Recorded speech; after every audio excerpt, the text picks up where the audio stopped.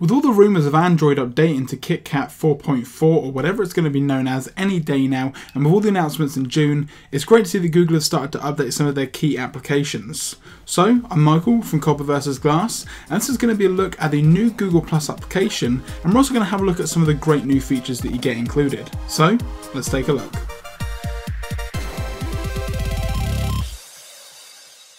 Okay guys, so one of the first things that you are going to notice with the new Google Plus application is just the general design and interface has changed quite drastically from what we've seen previously.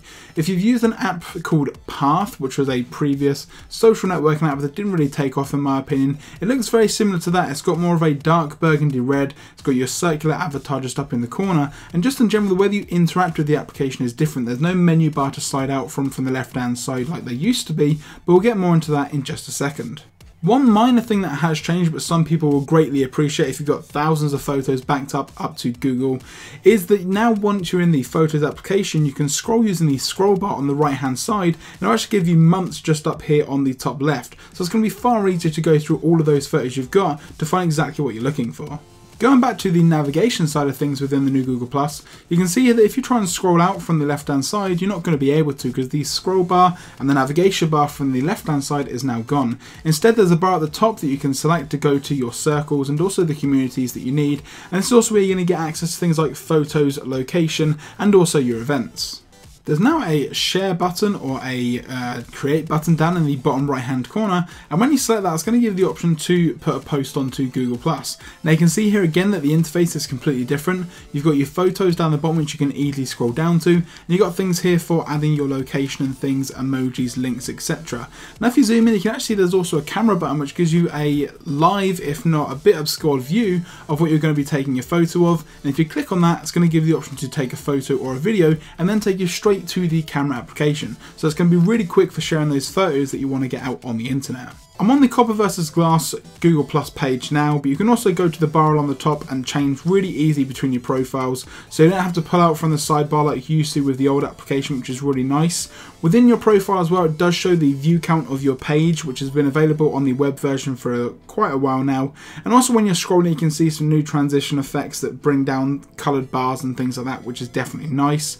The overall profiles themselves haven't really changed that much. You can access things like your profile, your YouTube, photos, and the About section, but overall very quick and very simple to switch between profiles. The next feature is probably one of the biggest changes to Google Plus, and that's the option to create Gifs or GIFs or whatever they are known as. If you go into the menu bar, go into Photos down the bottom left, you'll see here the new interface that I mentioned earlier in terms of searching through your photos, but there's also a plus button just up here in the top right hand corner where you can create a movie, motion, or a mix, which is a mixture of the two. So it's basically a way to create your own auto awesome movies and videos basically, which is a great feature to have. Now one thing that I would say, and I don't know whether this is because of the update and it rolling out to so many people, is it can take quite a while for your videos to load and for highlights etc to load, which is definitely a bit of a disappointment, but that'll get sorted out with some software no doubt in the future.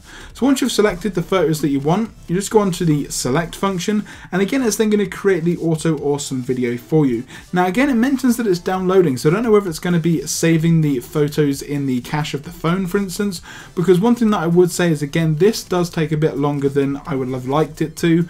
Obviously with most auto awesome videos you do get updated about them once they are created, so obviously it's going to be doing all this processing in the background, but when you create it yourself it does take a bit longer than maybe you're used to with saving videos and photos etc. Now once everything is done, it's going to give you the option to change the filter of the video that you've just made. So if you just swipe across the top, you can see there that you can change the way that it's going to be looking, which is definitely very nice. There's also an option to change the music. Now this interface is really nice. I really like what they're doing here with all the colours, and I think the colours within the music is kind of opening you up for what Google has in the future in terms of app design. And you can also change the time that the video goes for. Now you can see here that they are very simple. Obviously if you put in some video and some photos all in at the same time, then obviously you're going to have some better options, and there is an option to save and also add captions to it as well. While we are still in photos, we're going to look at a new great feature, which is stories. Now, as well as having the auto awesome movies that Google creates for you, if you are out and about and you take a lot of photos within the same area, it's then going to create you a story. So it's basically going to get the best photos, it's going to pick the best shots, put them all together basically, and give you all the information that you need. It even gives itself a title. So you can see I've got early May bank holiday in Winchester. And you can see here that it puts all the pictures together in a really nice format of some really great animations as well. Now, something that you can also do is add things like where you were, so you can add location detail, which is really nice. Things like panoramas do take up the whole screen, which is good, and you can also view it in landscape. And if you want to add captions or narration at any point, then it gives you the option to do so as well.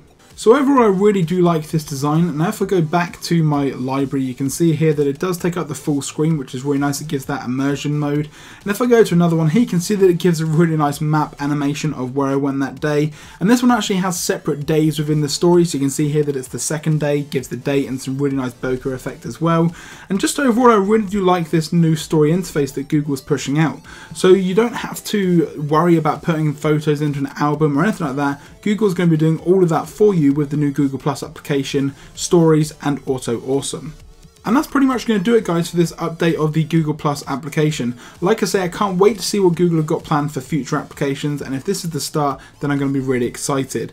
Now, if you did like this video, be sure to give it a thumbs up and comment down below, and don't forget to add both me and Barry, and also Copper vs Glass, over at Google Plus. And I'll catch you guys in the next one.